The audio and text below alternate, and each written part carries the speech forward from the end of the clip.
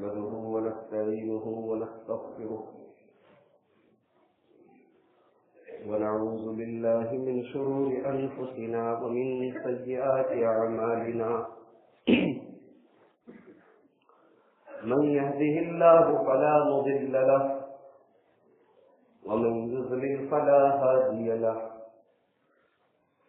وأشهد أن لا إله إلا الله وحده لا شريك له وأشهد أن محمدا عبده ورسوله يا أيها الذين آمنوا اتقوا الله حق تقاته ولا تموتن إلا وأنتم مسلمون يا أيها الناس اتقوا ربكم الذي خلقكم من نفس واحدة وخلق منها زوجها وبث منهما رجالا كثيرا ونساء واتقوا الله الذي تساءلون به والأرحام إن الله كان عليكم رقيبا يا أيها الذين آمنوا اتقوا الله وقولوا قولا سديدا يصلح لكم أعمالكم ويغفر لكم ذنوبكم ومن يطع الله ورسوله فقد فاز فوزا عظيما أما بعد فإن خير الحديث كتاب الله وخير الهدي هدي محمد صلى الله عليه وسلم وشر الأمور محدثاتها وكل محدثة بدعة وكل بدعة ضلالة وكل ضلالة في النار.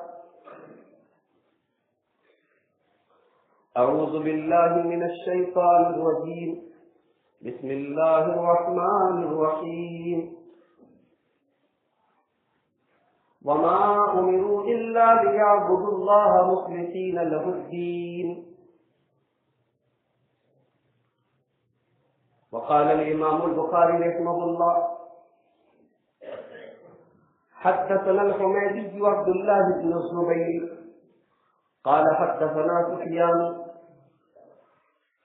قال حدثنا يحيى بن سعيد الليثي قال حدثنا يحيى بن سعيد الأنصاري أنه سمع علقمة بن وقاص الليثي يقول سمعت عمر بن الخطاب رضي الله عنه على المنبر يقول سمعت رسول الله صلى الله عليه وسلم يقول إنما الأعمال بالنيات وإنما لكل امرئ ما نوى فمن كانت هجرته إلى دنيا يصيبها أو إلى امرأة ينكحها فهجرته إلى ما هاجر إليه. رواه البخاري. محترم حاضرین جمعہ، آج کے خطبہ جمعہ کے لیے میں نے صحیح بخاری کی پہلی حدیث کا انتخاب کیا ہے. صحیح بخاری کی پہلی حدیث کی تشریح انشاءاللہ آج کے خطبہ جمعہ کا موضوع ہے. اس سے پہلے کہ میں اس حدیث پر کچھ گفتگو کروں، پہلے اس حدیث کا پورا متن اور سند آپ کے سامنے پڑھ دیتا ہوں. امام بخاری رحمۃ اللہ علیہ کہتے ہیں حدثنا الحمیدی، ہم سے حدیث بیان کی ہمارے استاد محترم امام حمیدی نے، جن کا نام عبداللہ ابن زبیر. امام حمیدی کہتے ہیں حدثنا سفیان، ہم سے حدیث بیان کی امام سفیان ثوری. امام سفیان ثوری کہتے ہیں حدثنا یحیی بن سعید الانصاری، ہم سے حدیث بیان کی یحییٰ ابن سعید انصاری. یحییٰ ابن سعید انصاری کہتے ہیں اخبرنی محمد بن ابراہیم التیمی، مجھ کو یہ حدیث بیان کی محمد ابن ابراہیم تیمی. اور محمد ابن ابراہیم تیمی کہتے ہیں انہ سمع علقمۃ بن وقاص اللیثی، کہ انہوں نے یہ حدیث حضرت علقمہ ابن وقاص لیثی سے سنی. حضرت علقمہ ابن وقاص لیثی کہتے ہیں انہ سمع عمر بن الخطاب رضی اللہ عنہ علی المنبر یقول کہ میں نے یہ حدیث حضرت عمر فاروق رضی اللہ تعالیٰ عنہ کو منبر پر بیان کرتے ہوئے سنی. اب حضرت عمر فاروق منبر پر یہ حدیث بیان کر رہے ہیں. حضرت عمر کہتے ہیں سمعت رسول اللہ صلی اللہ علیہ وسلم یقول, میں نے اللہ کے رسول صلی اللہ علیہ وسلم کو یہ فرماتے ہوئے سنا, انما الاعمال بالنیات, تمام اعمال کا دار و مدار نیت پر ہے. وانما لکل امرئ ما نوى, اور ہر آدمی کو وہی ملے گا جس کی اس نے نیت کی ہو. فمن كانت ہجرته الى دنیا يصيبها, لہذا اگر کوئی آدمی ہجرت کرتا ہے, اپنا وطن چھوڑ کے دوسرے شہر دوسرے ملک جاتا ہے کسی دنیا کی دولت کے لیے, دنیا کے حصول کے لیے, اور یا کسی اور سے نکاح کرنے کے لیے, فہجرتہ الی ما ہاجر الیہ, تو اس آدمی کی ہجرت اسی چیز کی طرف مانی جائے گی جس کے لیے اس نے ہجرت کی. یہ صحیح بخاری کی پہلی. پہلا سوال یہ پیدا ہوا کہ امام بخاری رحمۃ اللہ علیہ نے صحیح بخاری کی شروعات اس حدیث سے کی. اس حدیث کے اندر ایسی کیا خاص بات ہے کہ امام بخاری نے اپنی کتاب کی شروعات اس حدیث سے, جبکہ عام طور پر محدثین کا یہ قاعدہ ہے, کتاب لکھنے والے مصنفین کا یہ قاعدہ ہے کہ وہ اپنی کتاب کے شروع میں خطبہ ذکر کرتے ہیں اور خطبے میں بتاتے ہیں کہ میں نے کتاب کیوں لکھی. آپ امام مسلم کی صحیح مسلم اٹھا کے دیکھیں, امام مسلم رحمۃ اللہ علیہ نے شروع میں باقاعدہ پورا ایک خطبہ بیان کیا ہے اور اس میں وجہ بیان کی ہے صحیح مسلم کے لیے. تو امام بخاری نے خطبہ وغیرہ کچھ نہیں بیان کیا, ڈائریکٹ یہ حدیث لے آئے. ایک سوال تو یہ پیدا ہوا. دوسرا سوال یہ پیدا ہوا کہ امام بخاری رحمۃ اللہ علیہ صحیح بخاری کا آغاز کرتے ہیں, اس کی شروعات کرتے ہیں کتاب و بدء الوحی, صحیح بخاری کا پہلا چیپٹر, کہ وحی کا آغاز کیسے ہوا, اللہ کے پیارے رسول صلی اللہ علیہ وسلم کے اوپر جو آسمان سے وحی نازل ہوتی تھی اس کا آغاز کیسے ہوا, اس کی اسٹارٹنگ کیسے ہوئی. اور اس چیپٹر میں, اس کتاب میں امام بخاری کو باب قائم کرتے ہیں, کیسے بابو کیف کان بدء الوحی الی رسول اللہ صلی اللہ علیہ وسلم, اللہ کے رسول کے اوپر وحی کا آغاز کیسے ہوا, اور اس کے بعد امام بخاری کی حدیث میں.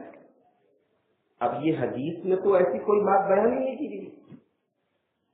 حدیث کا دیکھا جائے تو ظاہری طور پر باب سے کوئی تعلق نہیں, تعلق ہے. جس نے اس تعلق کو نہیں سمجھا اس نے امام بخاری کے اوپر الزام لگا دیا کہ امام بخاری کو کچھ آتا ہی نہیں تھا, مارو گھٹنا پھوٹے سر, حدیث کہاں چلا ہے, باب کیا قائم کیا ہے. باب قائم کر رہے ہیں کہ اللہ کے رسول کے اوپر آسمان سے وحی کا نزول کیسے شروع ہوا, اور حدیث لا رہی انما الاعمال بالنیات. بھائی حدیث کا باب سے کیا تعلق ہے. تو صحیح بخاری کے اشارے ہیں امام محلب بن ابی صفا, یہ 5ویں صدی ہجری کے زبردست عالم ہیں, انہوں نے بتایا ہے کہ امام بخاری یہ باب لا کی یہ حدیث ہے. کہتے ہیں کہ دیکھو اللہ کے رسول صلی اللہ علیہ وسلم جب پیدا ہوئے تو اللہ تعالیٰ نے آپ کو فطرت ایمان پر پیدا کیا. آپ کے دل میں ایمان کی محبت, شرک سے, بت پرستی سے اور تمام برے کاموں سے آپ کو نفرت تھی. اللہ نے آپ کو ایسا بنایا تھا. لیکن اللہ کی عبادت کیسے کرے اس کا کوئی طریقہ آپ کے پاس نہیں تھا. تو اللہ کے رسول اللہ کی بارگاہ میں گڑگڑایا کرتے تھے, دعا کیا کرتے تھے کہ اللہ مجھے بتا کہ میں تیری عبادت کیسے. جب آپ نے دل کی گہرائیوں سے اللہ تعالیٰ سے دعا مانگی تو اللہ تعالیٰ نے نبوت کی اسٹارٹنگ, نبوت کی علامت کے طور پر سب سے پہلی چیز وہ اپنے نبی کو عطا فرمائی کہ اللہ کے نبی کو سچے خواب آنا شروع ہو گئے. اللہ کے پیارے نبی رات میں جو خواب دیکھتے اگلے دن وہ بالکل 100% سچ ثابت ہوگا. سچے خواب آپ کو آنا شروع ہو گئے. اور آپ صلی اللہ علیہ وسلم کی صحیح حدیث ہے کہ سچا خواب جو ہوتا ہے یہ نبوت کے آثار میں سے, نبوت کی علامتوں میں سے ایک علامت ہے. اللہ تعالیٰ اپنے نبیوں کو سچا خواب دکھایا کرتا تھا. تو اللہ کے نبی کو جب سچے خواب آنے شروع ہو گئے تو آپ کے دل میں اپنی خواہش اور اپنے ارادے کی تکمیل کا ارادہ پیدا ہوا. اب آپ نے اپنی نیت کو خالص کر لیا. اور آپ اپنے گھر سے دور غار ہرا میں جا کے کئی کئی دن تک تنہائی میں رہتے اور اپنے طور پر اللہ کو یاد کرتے، اور غار ہرا میں کئی دنوں تک آپ کے جانے کے بعد تب آپ کے اوپر حضرت جبرائیل علیہ السلام آئے اور وحی کا آغاز۔ تو آپ کی نیت سچی تھی، اللہ نے آپ کی نیت کا آپ کو بدلہ دیا اور اللہ نے آپ کو اپنا نبی بنایا اور آپ کو نبوت عطا کر۔ امام محلب کہتے ہیں حدیث بالکل واضح ہے، حدیث کا باب سے تعلق بالکل واضح ہے کہ باب قائم کیا امام بخاری نے کہ اللہ کے نبی کے اوپر وحی کا آغاز کیسے ہوا، اور حدیث کہہ رہی ہے کہ تمام اعمال کا دار و مدار نیت پر ہے۔ تو چونکہ اللہ کے رسول صلی اللہ علیہ وسلم کی نیت بالکل سچی اور خالص تھی، اس لیے اللہ نے آپ کی نیت کو قبول کیا اور آپ جو چاہتے تھے وہ آپ کو ملا۔ اور جہاں تک یہ سوال ہے کہ امام بخاری نے صحیح بخاری کے شروع میں کوئی خطبہ وغیرہ کیوں نہیں ذکر کیا، یہ حدیث کیوں لائے، اس کا جواب یہ ہے کہ امام بخاری یہ بتانا چاہتے ہیں کہ دیکھو صحیح بخاری لکھ کر میرا مقصد یہ ہے کہ میں اپنی نیت اللہ کی بارگاہ میں پیش کر رہا ہوں، میری نیت تو صحیح ہے، لیکن میری نیت ہے کیسی یہ میں جانتا ہوں یا اللہ جانتا ہے۔ میں نے صحیح بخاری لکھ دی، اگر میری نیت سچی ہوگی تو اللہ تعالیٰ میری اس کوشش کو قبول فرمائے گا، اور اگر میری نیت میں کھوٹ ہوگا تو میری کتاب برباد ہو جائے گی۔ اور اللہ رب العالمین کی قدرت دیکھیے کہ اس کتاب کو پوری امت نے ہاتھوں ہاتھ لیا، پوری امت نے اس کتاب کو ہاتھوں ہاتھ لیا، مشرق و مغرب کے تمام کوڑوں پر یہ حدیث کھا گئی، اور آج پوری دنیا میں کوئی آدمی اس وقت تک عالم دین نہیں قرار پاتا جب تک وہ صحیح بخاری کا مطالعہ کرے۔ صحیح بخاری کو پڑھ اور پڑھانا نہیں، اس وقت تک وہ عالم دین نہیں کہلاتا، اس کے علم کی تکمیل نہیں ہو سکتی جب تک وہ صحیح بخاری کرے۔ ایک اعتراض اور پیدا ہوتا ہے کہ امام بخاری نے یہ حدیث ادھوری بیان کی، اور میں یہاں پر ایک بات بتاؤں گا کہ یہ حدیث صحیح بخاری میں 7 جگہ آئی، ایک جگہ نہیں 7 جگہ آئی، اور ہر جگہ یہ حدیث کمپلیٹ ہے، یہاں ادھوری ہے۔ یہاں جو حدیث کے الفاظ ہیں وہ ادھورے ہیں، وہ انکمپلیٹ ہے، ناقص ہے۔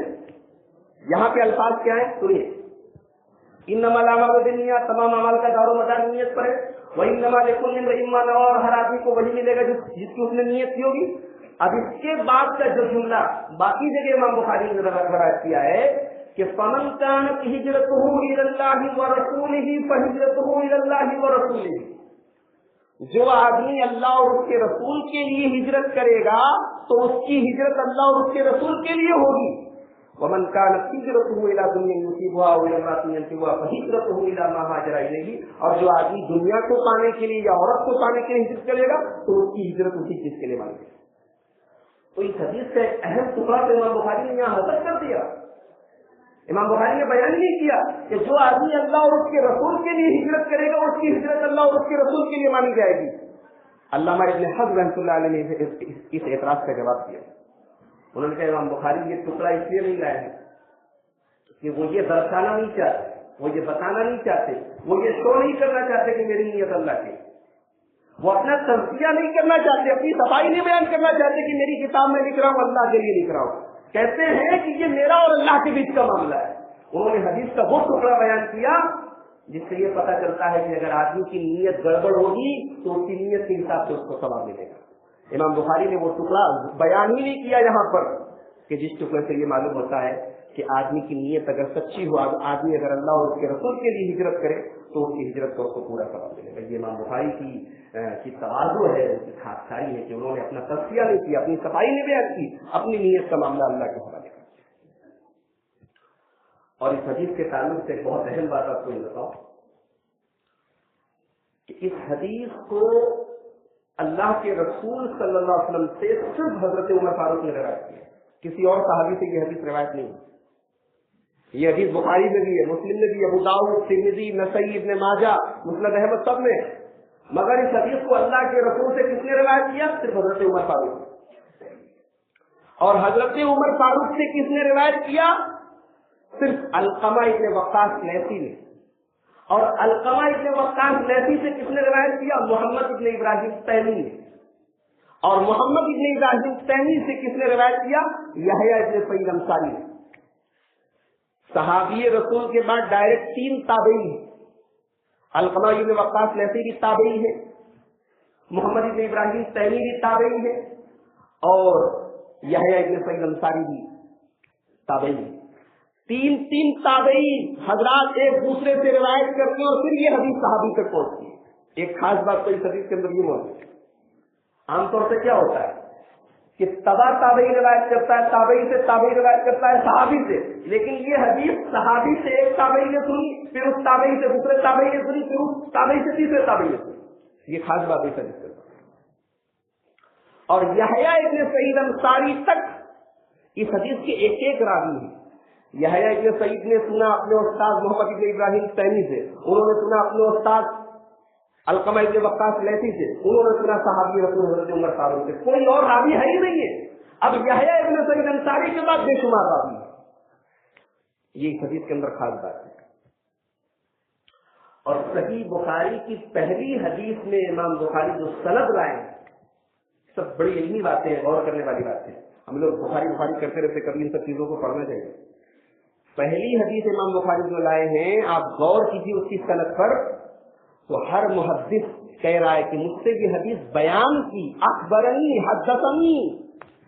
और हदीस का एक फायदा है कि अगर सनद में ये कहा जाए कि मुझसे फला ने हदीस बयान की, तो ये ऊंचे ग्रेड की हदीस मानी जाती है। एक होता है कि अन लगा दिया जाए, फला साहब फला से रिवायत करते हैं। अगर अन के साथ हदीस आए तो उसके मुकाबले में अगर सेमा की वजाहत है, अगर मुहद्दिस कह रहा है हद्दसना या अखबरना, तो वो हदीस ज्यादा ऊंचे ग्रेड की मानी थी। इमाम बुखारी पहली हदीस बहुत ऊंचे ग्रेड की लाए।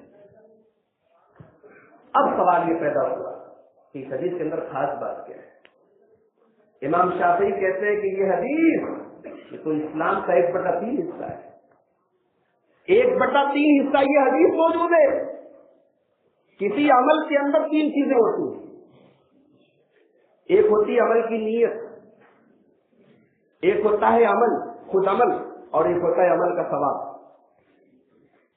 अगर नीयत गड़बड़ है तो ना तो अमल ही अल्लाह ताला के माना जाएगा, ना उसका सवाब मिलेगा। तो इमाम शाफी कहते हैं कि ये हदीस खुलूसे अमल है, 1/3 हिस्सा है। और इमाम अहमद इब्न हंबल रहमतुल्लाह अलैह कहते हैं कि ये हदीस उन 3 हदीसों में से है जिसके ऊपर पूरे इस्लाम की बुनियाद है।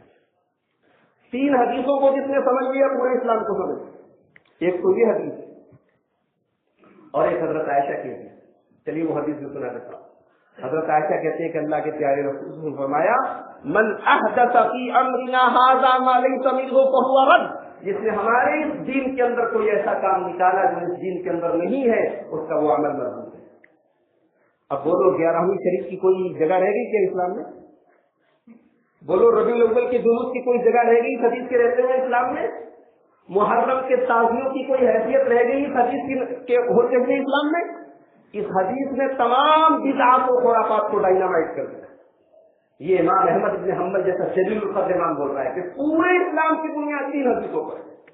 एक ये हदीस हजरत उमर फारूक की, और एक हदीस हजरत आयशा की, और तीसरी हदीस हजरत नोमान बिन बशीर रज़ी अल्लाह तआला अन्हु की हदीस है। वो हदीस भी मैं सुना देता हूँ। इमाम बुखारी किताबुल ईमान में लाए हैं। हजरत नोमान बिन बशीर कहते हैं कि अल्लाह के रसूल सल्लल्लाहु अलैहि वसल्लम ने फरमाया, अल हलाल बय्यिन वल हराम बय्यिन।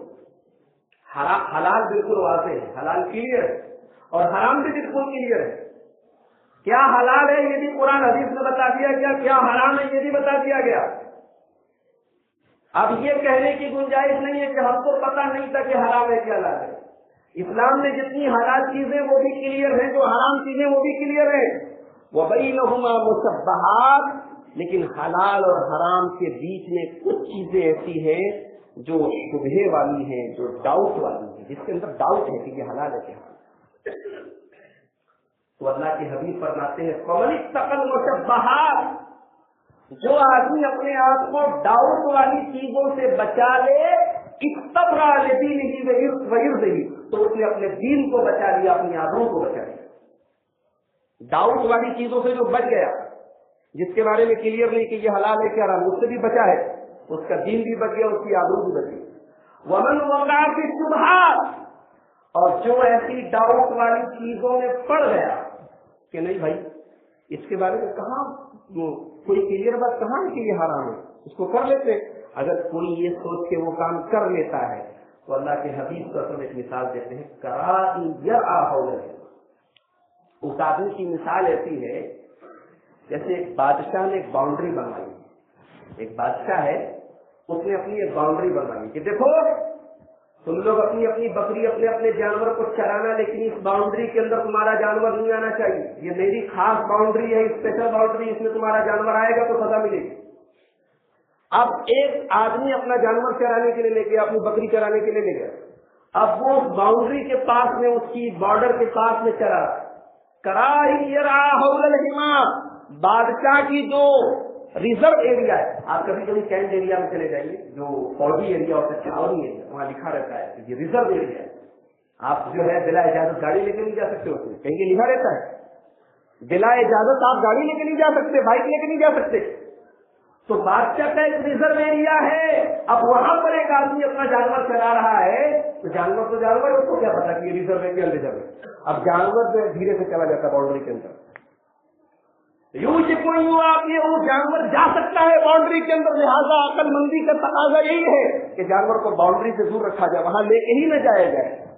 اللہ کے حبیب کہتے ہیں الا ان لکل ملک حما، ہر بادشاہ کی اپنی ایک باؤنڈری ہوتی ہے، الا ان حمى الله في ارضه محارمه، اللہ کی باؤنڈری کیا ہے؟ حرام چیزیں، حرام کے آس پاس بھی مت پھٹکو، حرام کے آس پاس بھی پھٹکو گے تو حرام کر ڈالو، لہذا ڈاؤٹ فل اور شک والی چیزوں کو بھی آدمی کو بچنا چاہیے۔ اگر ڈاؤٹ والے کام کرے گا تو اس بات کی پاسبلٹی موجود ہے کہ کل حرام کام بھی کرے گا۔ اس کے بعد اللہ کے حدیث کو فرماتے ہیں الا وان فی الجسد مضغۃ، ہر آدمی کے بدن میں، اس کی باڈی میں ایک چیز ایسی ہے، اذا صلحت صلح الجسد كله، اگر وہ باڈی کا پارٹ، اگر وہ انسان کے شریر کا حصہ صحیح ہے تو سب کچھ صحیح ہے، اور اگر وہ گڑبڑ ہے تو سب کچھ گڑبڑ ہے۔ الا وهي القلب، وہ دل ہے، وہ حصہ کیا ہے؟ دل ہے، دل صحیح ہے تو سب صحیح ہے، دل گڑبڑ تو سب گڑبڑ۔ بھائی نیت کہاں کی جاتی ہے؟ دل میں کی جاتی ہے، تو اس حدیث کا تعلق بھی نیت سے ہے۔ تو امام احمد بن حنبل کہتے ہیں یہ 3 حدیثیں اگر کوئی قاعدے سے سمجھ لے پورے اسلام کو سمجھ۔ اب آئیے اس حدیث پر ایک گہری نظر ڈال لیتے ہیں۔ انما الاعمال بالنیات، تمام اعمال کا دار و مدار نیت پر ہے۔ کیا مطلب؟ نیت صحیح تو عمل صحیح، نیت گڑبڑ تو عمل گڑبڑ، نیت صحیح تو عمل قبول، نیت گڑبڑ تو عمل مردود۔ انما الاعمال بالنیات۔ اس کے بعد اللہ کے نبی کہتے ہیں وَإِنَّمَا لِكُلِّ امْرِئٍ مَّا نَوَىٰ، اور ہر آدمی کو وہی ملے گا جس کی وہ نیت کرے گا۔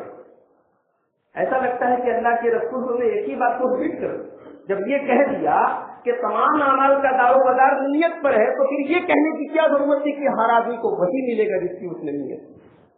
ایسا لگ رہا ہے کہ بات کو ریپیٹ کیا گیا، ریپیٹ نہیں کیا گیا، دونوں الگ الگ بات ہے۔ انما الاعمال بالنیات کا مطلب کیا ہوا؟ نیت صحیح تو عمل صحیح، نیت گڑبڑ تو عمل گڑبڑ، اس کا تعلق عمل سے ہے۔ اور وَإِنَّمَا لِكُلِّ امْرِئٍ مَّا نَوَىٰ کا مطلب یہ ہوا کہ جیسی نیت ہوگی ویسا پھل ملے گا، جیسی نیت ہوگی ویسا ہی بدلہ ملے گا۔ نیت اگر اچھی ہے تو بدلہ بھی اچھا، نیت گڑبڑ ہے تو بدلہ بھی خراب، نیت کے حساب سے آپ کو بدلہ ملے گا۔ نیت کس کو بولتے ہیں؟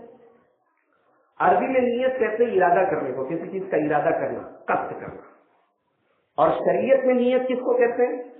القصد للعمل تقربا الى اللہ تعالی وطلبا لمرضاته وثوابه، کسی عمل کا ارادہ کرنا اس نیت کے ساتھ کہ ہم اللہ تعالیٰ کے قریب ہو جائیں، اس کا ثواب ہمیں مل جائے، اس کی مرضی ہمیں مل جائے، اس کو بولتے ہیں نیت۔ اور نیت کا 2 مطلب ہوتا ہے، یاد رکھیں، سب نوٹ کرنے والی بات، نیت کا 2 مطلب ہوتا ہے۔ ایک مطلب نیت کا یہ ہوتا ہے کہ آپ جو عمل کر رہے ہیں کس کے لیے کر رہے ہیں؟ آپ نماز پڑھ رہے ہیں، کس کے لیے پڑھ رہے ہیں؟ اپنے لیے پڑھ رہے ہیں، محلے والوں کے لیے پڑھ رہے ہیں کہ اللہ کے لیے پڑھ رہے ہیں؟ آپ کی نیت کیا ہے؟ کس کے لیے کر رہے ہیں؟ یہ ایک نیت کا مطلب ہے۔ اور قرآن حدیث میں جہاں نیت بولا جائے تو یہی مطلب عام طور سے مراد ہوتا ہے۔ اللہ تعالیٰ نے فرمایا سورہ آل عمران کے اندر منکم من یرید الدنیا ومنکم من یرید الآخرہ، اے لوگوں تم میں سے کچھ دنیا کی نیت رکھتے ہیں، کچھ آخرت کی نیت رکھتے ہیں۔ تو قرآن حدیث میں عام طور سے جہاں نیت یا ارادہ کا لفظ ہے وہاں یہی مطلب مراد ہے۔ اور یہی خطرناک چیز ہے کہ آپ کی نیت کیا ہے۔ آج آدمی عمل کر رہا ہے، نیت کا پتہ نہیں۔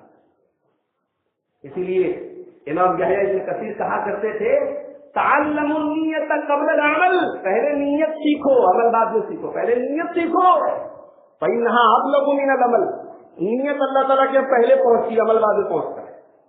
قربانی ہم کر رہے ہیں، کلیجی ہم کھا رہے ہیں، گوڑی اور کھور سے فائدہ ہم اٹھا رہے ہیں، چبڑا مدرسے میں جا رہا ہے، اللہ تعالیٰ کے کیا پہنچ رہا ہے؟ لن ينال الله لحومها ولا دماؤها ولكن يناله التقوى منكم، نیت پہنچ رہی ہے۔ امام یحییٰ ابن کثیر جیسا امام بول رہا ہے کہ پہلے نیت درست کرو۔ ہم لوگ نیت کے معاملے میں کچھ ہم لوگوں کا ٹھکانا ہی نہیں ہے کہ ہم لوگ کوئی نیک کام بھی کرتے تو پتہ نہیں نیت کیسے۔ امام سفیان ثوری کہتے ہیں ما آلت شیئا اشد علی من النیت، زندگی میں میں نے نیت سے زیادہ خطرناک چیز نہیں کی، لأنها تتقلب علی، یہ نیت ہمیشہ بدلتی رہتی ہے۔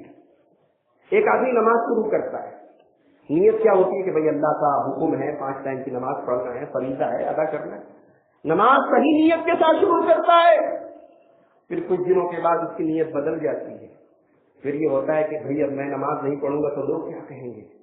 اب وہ نماز اس کی معاشرے میں اس کی تقوی اور طہارت کی پہچان ہو جاتی ہے، ہاں یہ آدمی نمازی ہے، متقی آدمی ہے، یہ دیکھو یہ متقی آدمی ہے، یہ نمازی ہے، اب اس نیت کے ساتھ نماز پڑھ۔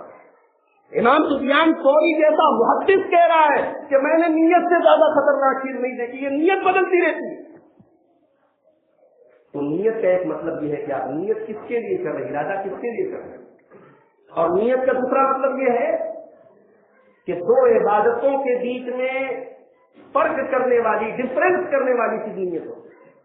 ایک آدمی ظہر پڑھ رہا ہے، اس کے بغل والا آدمی کھڑا ہو کے ایسا پڑھ رہا ہے، دونوں ایک ساتھ نماز پڑھ رہے ہیں، دونوں رکوع کر رہے ہیں، دونوں سجدہ کر رہے ہیں، نماز بالکل سیم پڑھ رہے ہیں، دونوں کی نماز میں فرق کیسے ہو رہا ہے؟ نیت سے ہو رہا ہے، نیت فرق ہے، اور نیت ہی کے ذریعے عادت اور عبادت میں بھی فرق ہوتا ہے۔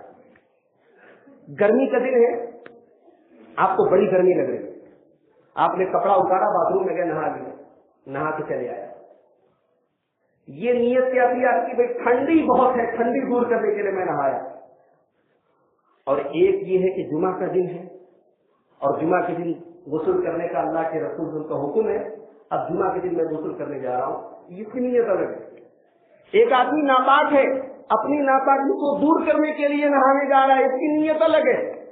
تو ایک ہے عادت، ایک آدمی ٹھنڈک دور کرنے کے لیے، ٹھنڈک حاصل کرنے کے لیے، گرمی دور کرنے کے لیے نہا رہا ہے، یہ عادت ہے، اور ایک آدمی جمعہ کے دن نہا رہا ہے، جمعہ کے لیے یہ عبادت ہے۔ تو عادت کو عبادت سے الگ کرنے والی اگر کوئی چیز ہے تو نیت ہے،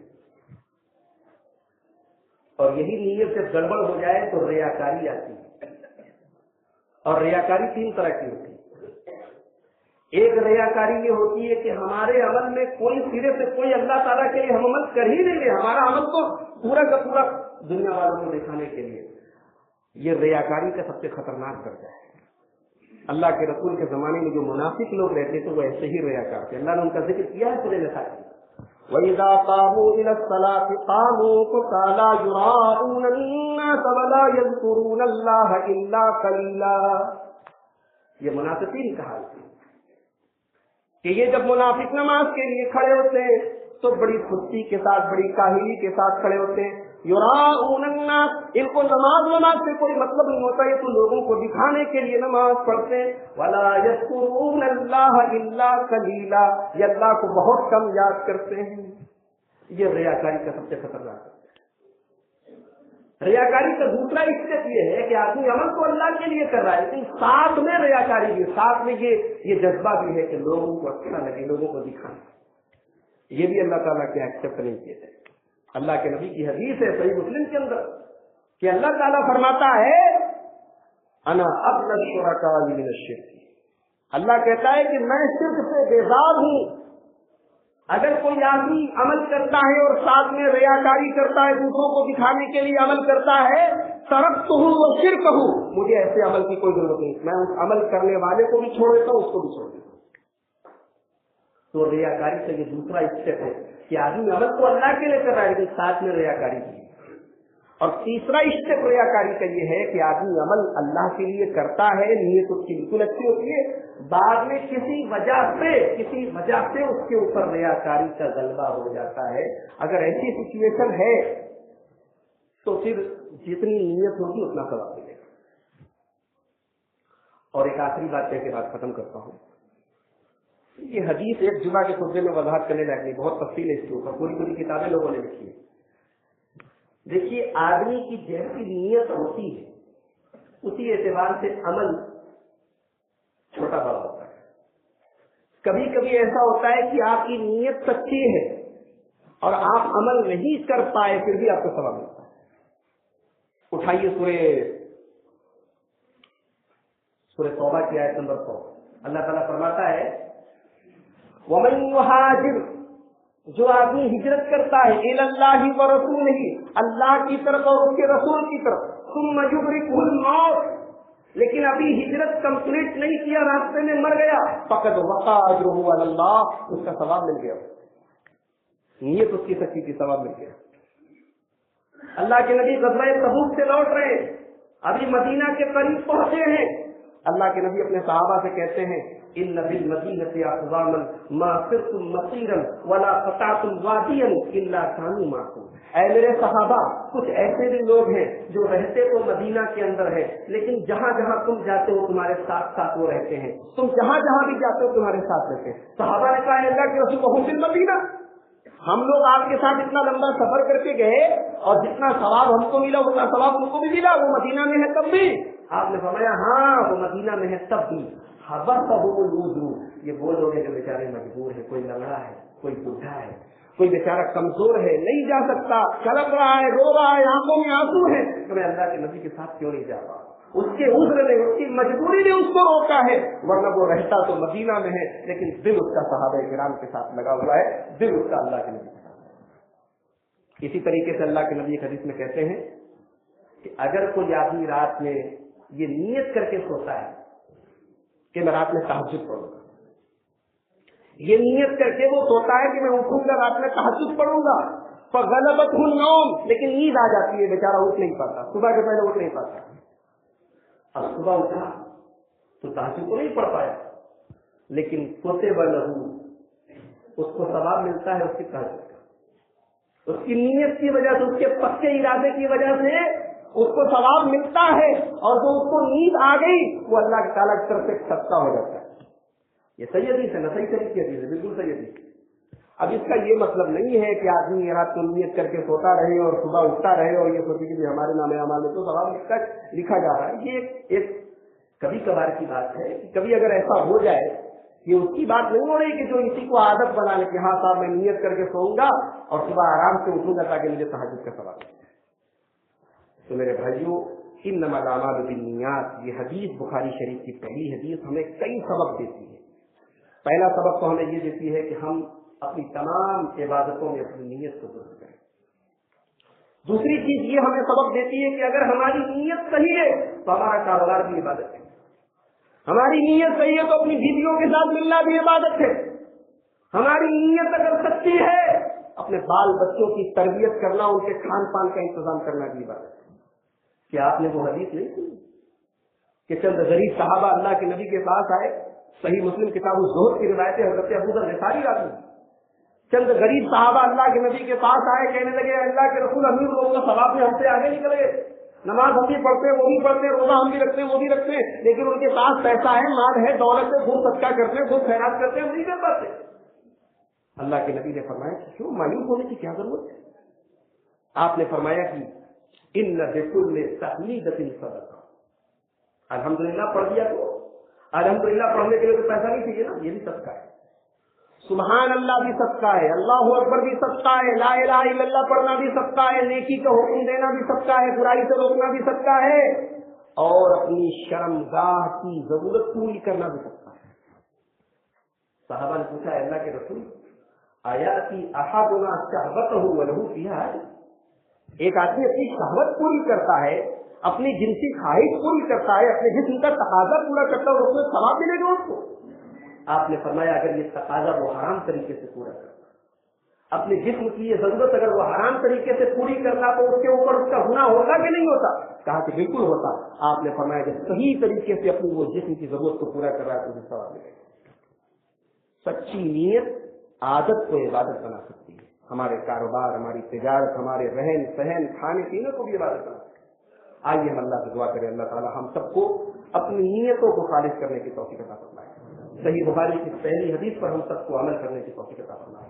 رب العالمین ہمیں عمل کے ساتھ ساتھ، اور کئی بار میں نے اپنی تقریروں میں بتایا ہے کہ اللہ تعالیٰ کے عمل قبول ہونے کے لیے دو شرط ہیں، ایک یہ کہ آپ کی نیت سچی ہو، اور دوسرا یہ کہ آپ کا عمل سنت کے مطابق ہو۔ یہ دو شرطیں جب تک پوری نہیں ہوگی آپ کا عمل اللہ تعالیٰ کے قبول نہیں ہوگا۔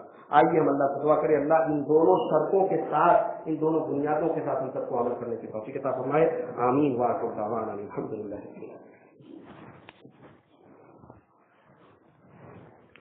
الحمد لله كفى وسلام على عباده الذين اصطفى، أما بعد، قال الله سبحانه وتعالى: أعوذ بالله من الشيطان الرجيم، بسم الله الرحمن الرحيم، إن الله وملائكته يصلون على النبي يا أيها الذين آمنوا صلوا عليه وسلموا تسليما، اللهم صل على محمد وعلى آل محمد كما صليت على إبراهيم وعلى آل إبراهيم إنك حميد مجيد، اللهم بارك على محمد وعلى آل محمد كما باركت على إبراهيم وعلى آل إبراهيم إنك حميد مجيد، اللهم انصر من نصر دين محمد صلى الله عليه وسلم واجعلنا منهم، واخذل من ترك دين محمد صلى الله عليه وسلم ولا تجعلنا منهم، آمين۔ عباد الله رحمكم الله، إن الله يأمر بالعدل والإحسان وإيتاء ذي القربى وينهى عن الفحشاء والمنكر والبغي، يعظكم لعلكم تذكرون۔